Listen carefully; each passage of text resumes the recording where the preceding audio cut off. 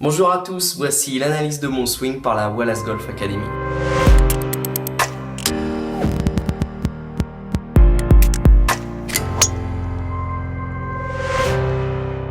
Bonjour à tous, je suis Luis Wallace, le fondateur de wallacegolfacademy.com. J'espère que vous allez bien.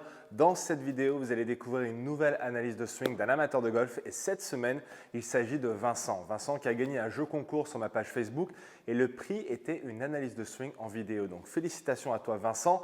Vincent qui nous vient de la Normandie, qui est un jeune golfeur, très bon golfeur, actuellement à un chiffre d'index. Et donc ensemble, nous allons découvrir son swing en vidéo, ses points forts, les points à améliorer et surtout les solutions que je vais lui apporter pour lui permettre de réaliser la trajectoire de balle qu'il souhaite effectuer. Alors, l'objectif de ces vidéos, comme toujours, c'est que nous progressons ensemble. Donc, si jamais vous vous retrouvez dans le swing de Vincent ou si vous avez les mêmes problématiques, peut-être que la solution que je vais lui apporter peut vous aider aussi. Donc, si c'est le cas, n'hésitez pas à liker et à commenter cette vidéo. Et si vous souhaitez participer à l'analyse de swing de la semaine, chaque semaine, je choisis un vainqueur. Je vous dirai comment faire à la fin de cette vidéo. Donc, découvrons ensemble tout de suite le swing de Vincent.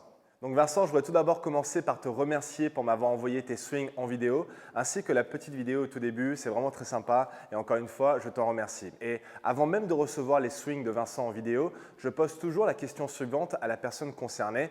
Quel type de trajectoire de balle fais-tu? Et donc dans le cas de Vincent, il m'a répondu que sa balle commençait tout de suite à gauche de la cible et restait à gauche de la cible. Ma deuxième question est quel type de trajectoire de balle souhaiterais-tu réaliser? Et donc Vincent m'a indiqué qu'il souhaiterait réaliser un draw. Donc on a deux types de trajectoires de balle qui sont assez différentes, celle qu'il produit actuellement et celle qu'il souhaiterait réaliser.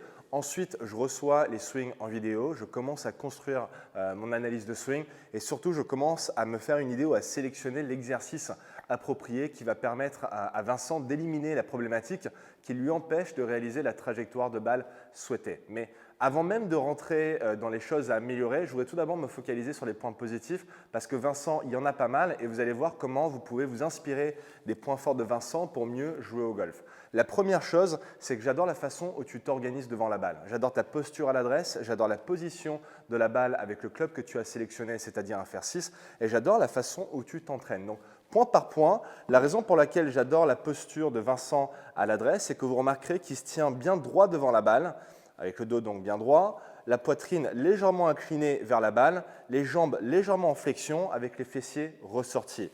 C'est une posture dite dynamique qui va permettre à Vincent de créer de la puissance et en quelque sorte qui va l'aider aussi à trouver de la régularité dans sa frappe de balle. La deuxième chose que j'adore, c'est la position de balle avec le club choisi, donc le fer 6. La balle est positionnée légèrement en avant par rapport au milieu de son stance. Position optimale pour un fer 6, on veut attraper la balle dans une face en descendant avec un angle d'attaque négatif. Donc la balle légèrement en avant par rapport au centre de stance avec ce club, vraiment très bien.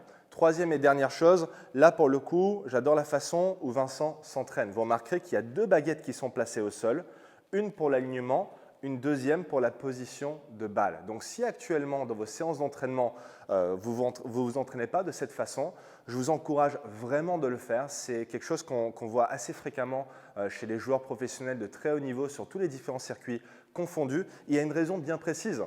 C'est pour que vraiment les bases soient mises en place d'une façon très spécifique et une routine qu'on peut mettre en place au niveau de l'entraînement.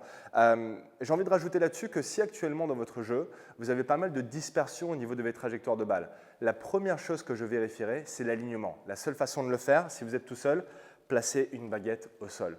La deuxième chose, si vous avez un manque de régularité dans vos frappes de balle, dans votre contact de balle, vérifiez que votre balle est placée au même endroit d'une façon très régulière. La seule façon de le faire, c'est de placer une baguette au sol. Alors évidemment, la position de balle va changer dépendant du club que vous avez en main, mais le fait de mettre ces deux baguettes au sol, vous vérifiez que 1, l'alignement est toujours bon et 2, que la position de balle est placé d'une façon régulière avec le club que vous avez sélectionné. Alors j'avais dit la dernière chose, mais en fait il y a une autre chose que j'adore dans le swing de Vincent, c'est que vous remarquerez qu'il y a vraiment beaucoup de fluidité dans son swing. Il y a une façon de bouger le corps à la montée et à la traversée que j'aime beaucoup. On remarque juste après l'impact beaucoup d'extension des bras jusqu'à la position du finish. Donc vraiment Vincent, il y a beaucoup de belles choses. Pour toutes les personnes qui regardent cette vidéo, vous pouvez vous inspirer de toutes les choses que j'ai évoquées dans le swing de Vincent et dans la façon de se préparer. Et donc Vincent, maintenant on va passer tout de suite aux choses à améliorer.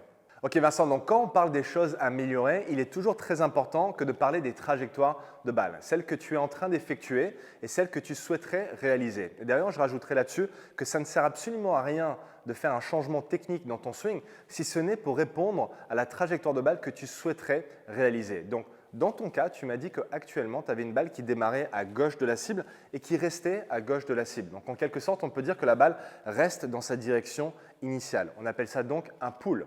Toi, tu souhaiterais effectuer un draw. Un draw, c'est une trajectoire qui est assez différente. Et puis d'ailleurs, dans cette vidéo, ce que je vais t'apprendre à faire, c'est ce qu'on appelle un push draw. C'est une balle qui démarre tout de suite à droite de la cible et qui va revenir sur la cible. Dans ces deux types de trajectoires de balle, il y a deux choses importantes qu'on doit évoquer. La première, c'est l'orientation de la face de club au moment de l'impact. Et la deuxième, c'est le chemin du club.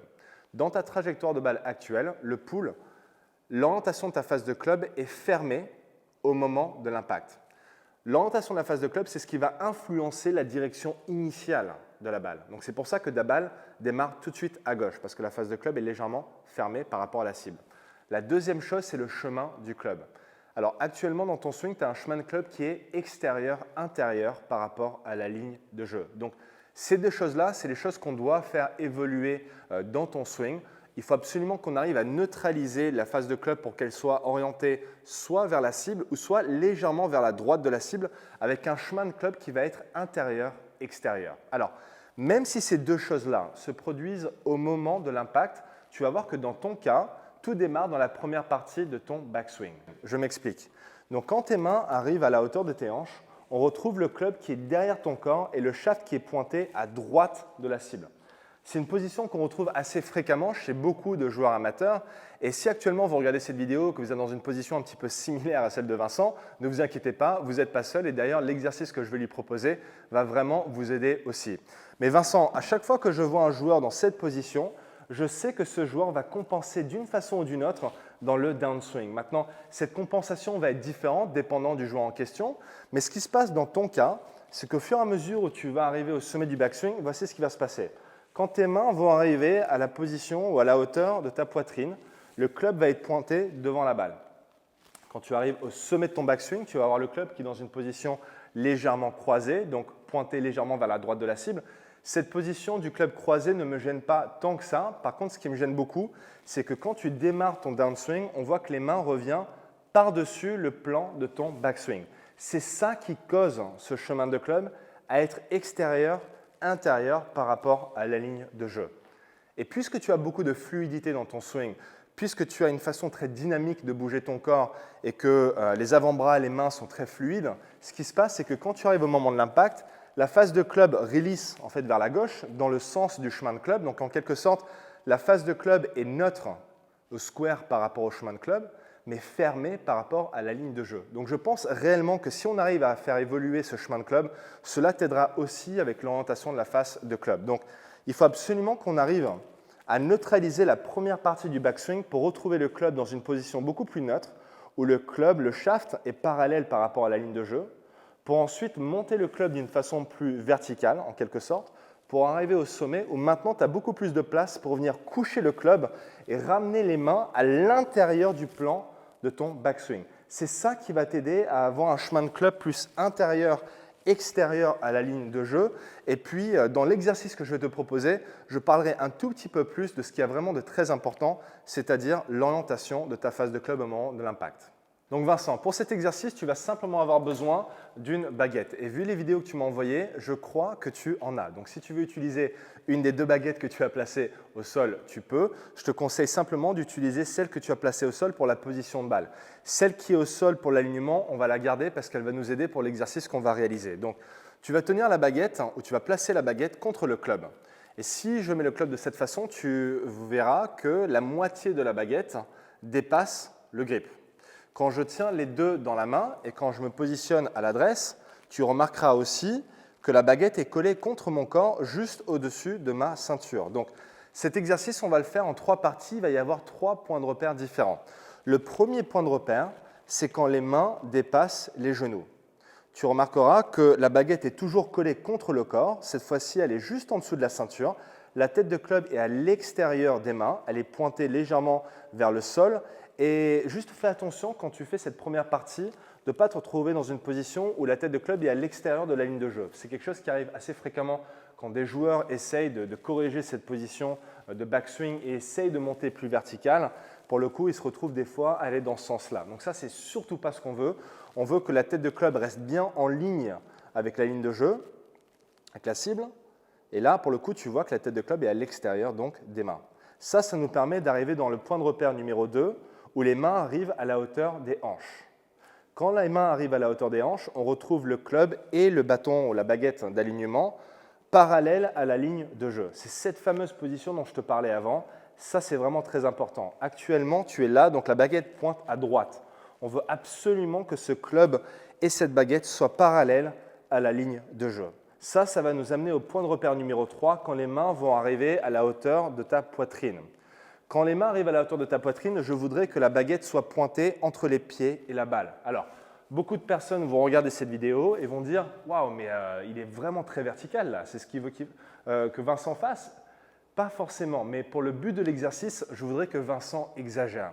Je suis très croyant que pour trouver le juste milieu, des fois, il faut aller à l'opposé. Il faut ressentir l'opposé parce que, avec mon expérience, j'ai découvert qu'il y a une grande différence entre ce que vous ressentez et la réalité. Quand je filme mes joueurs en vidéo et que je leur montre par la suite, ils sont là, ils me disent « mais j'ai jamais cru que j'étais dans cette position-là ». Donc vraiment, Vincent, n'aie pas peur d'exagérer au tout début quand tu fais cet exercice. Essaye vraiment de sentir que tu montes très vertical, que la baguette est pointée entre les pieds et la balle, mais la réalité, c'est que tu seras sûrement là. D'accord ? À partir du moment où la baguette ne pointe pas devant la balle, ça me va. Donc, il faut vraiment que tu trouves le juste milieu entre ici à là. D'accord ?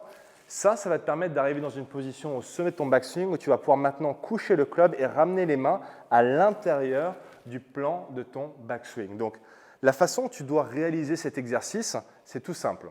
Tu vas faire 3 répétitions avec la baguette. D'accord ? Donc, une répétition, ça correspond à ça. Point de repère numéro 1, point de repère numéro 2. OK, là, je suis bon. Point de repère numéro 3. OK. Ça, c'est une répétition. Tu fais ça 3 fois. Une fois que tu as fait ça 3 fois, tu poses la baguette au sol et tu tapes 3 balles. Alors, tout à l'heure, je parlais de l'orientation de la face de club à l'impact. Et je t'avais dit que je voulais qu'elle soit neutre par rapport à la cible ou soit légèrement orientée vers la droite de la cible. Donc, ce que je voudrais que tu fasses quand tu tapes tes 3 balles, c'est que je voudrais que tu essaies de réaliser un push. D'accord ? Donc, c'est-à-dire que je voudrais que tu fasses l'opposé de ce que tu fais actuellement. Actuellement, tu fais un pull. Je veux que la balle commence à droite et je veux qu'elle reste à droite. Ça, c'est juste pour l'exercice, Vincent. Donc, t'inquiète pas, on va ramener la balle en draw dans quelques répétitions ou dans quelques séries. Mais dans un premier temps, essaye vraiment de faire un push. Cela indiquera que tu as réussi à neutraliser un peu plus la face de club et surtout, tu as permis à ce chemin de club d'être plus intérieur-extérieur. Une fois que tu as réalisé 5 séries, où tu fais donc une série, ça correspond à 3 répétitions avec la baguette et 3 balles. Une série, tu fais ça 5 fois.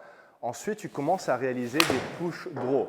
Donc maintenant, tu peux essayer vraiment de sentir que tu réalisses le club un peu plus vers la cible pour que la face de club soit légèrement fermée par rapport au chemin, mais légèrement ouvert par rapport ou légèrement pointé à droite par rapport à la ligne de jeu. C'est ça qui va te permettre de ramener cette balle en draw, le push draw, d'accord ? Le chemin de club influence la trajectoire, l'orientation de la face de club va influencer la direction initiale. Donc là, on a vraiment les deux choses qu'on est en train de travailler dans l'exercice suivant. Donc voilà Vincent, j'espère vraiment que cette vidéo t'a plu. Je sais que l'exercice que je te propose va t'aider. Et surtout, si vous vous retrouvez dans une position similaire à Vincent, n'hésitez pas à mettre l'exercice que je propose à Vincent en œuvre lors de votre prochaine séance d'entraînement. Et si vous souhaitez participer à l'analyse de la semaine, je vous conseille de m'envoyer votre swing en vidéo de face et de profil à l'adresse suivante lewis@wallacegolfacademy.com.